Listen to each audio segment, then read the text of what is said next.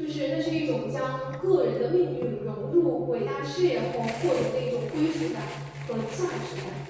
所以这个故事呢，它其实也是能够证明，就是最磅礴的家国情怀，它恰恰是孕育于一方水土、一碗烟火和一群亲人最深沉的爱意之中。或者说最深远的人类趣事，它其实也必然始于每一个对于具体的生命的这么一种尊重、关怀和共情。所以我也希望说，我这个书，如果说今天还是会有朋友对于主旋律的一些叙事存在说会不会写的不够，不够踏实，或者写的不够有可看性，或许可以试着阅读这本书。我觉得我自己还是很满意的，它是我目前很满意的一次习作。就是希望能够回答这么一个问题。当主旋律的这个真实情感被充分调动之后，还是可以写的，至少是很打动我自己，以及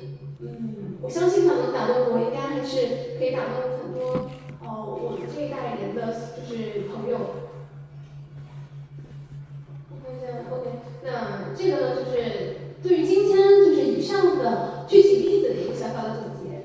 就是科幻小说呢，或许就是这样一座星座的桥梁，它的一端必须像榕树的根须一样，深深地扎根在本土的大地之中，感知它的喜悦和阵痛，呼吸它的烟火和尘埃。但是另一端呢，它必须勇敢而稳健地伸向冰冷而壮丽的宇宙深空，去追问我们在无尽时空中的坐标与意义。就刚刚语中信的时候，我有提到，包括很扎实的知识，包括其中的逻辑，还有第三点，其实恰恰是我最想要，希望说大家可以关注，而且这个不限于理工科的学生，就是哲思。如果说它只是一小段对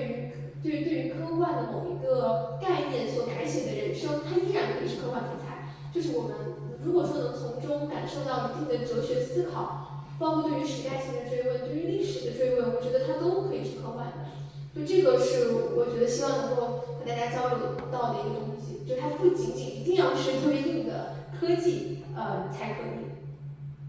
所以说，作为这个桥梁的建设者，我们或许力量微薄，但是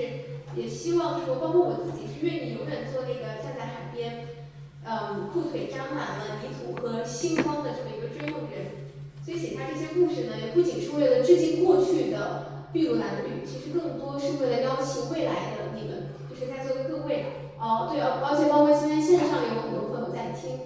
包括线上直播的朋友们，邀请每一位正在聆听的年轻的不光明亮的你们，一起仰望，一起追问，一起走向那个星光终将散落的属于我们所有人的地方。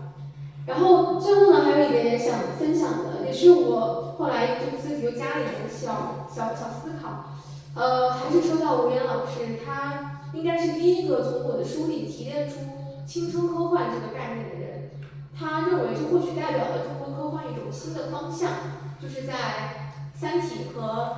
快乐星球之间，它没有那么晦涩，也没有那么的童真，中间的这么一个过渡的阶段。就是云梦可能是青春叙事和科幻文学深度融合的一个开拓者。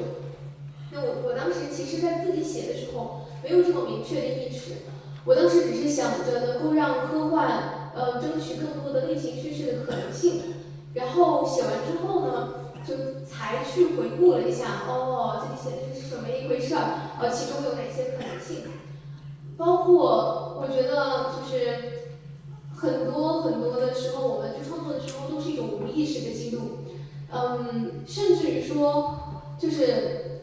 我们没有就自主的去学习，或者说我要写一个什么样的东西，但是我们写出来了之后，你就会发现它里面其实是自主体系的。我觉得这个跟我平时可能也是学习很多前辈的讲座呀、书籍有关。我学的时候都是无意识的，但是多听总是有用的，它可能就扎根在了我的体内，成为了我的能量。然后写出来之后，发现它确实还是有一定的价值含量的。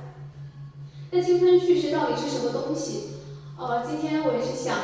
做一个小小的我自己的一个看法。简单说，它不是关于青春的故事，而是一种青春的语法。它关注的呢，也不是事件的本身，而是青春期的一种独特的感知方式。视角上呢，它是用主人公，而且通常都是青年人或者说青少年的眼睛来看世界，所以它充满了对于自身的自我的困惑，包括对于成人规则的一种试探，对于有益于爱情的一种纯真的渴望。那么主题上呢，它核心呢永远或者说不能说永远，它往往都离不开成长，就是关于梦想和现实的第一次碰撞的这种痛感，或者关于想成为谁和该成为谁、被希望成为谁之间的这么一种挣扎和拉扯。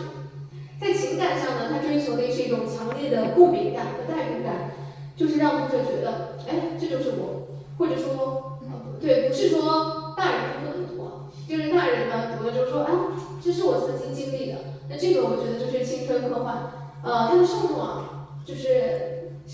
得是涵盖老中青的，对，它应该是所有人都能够在里面找到自己曾经青春过或者正在青春的一份感悟。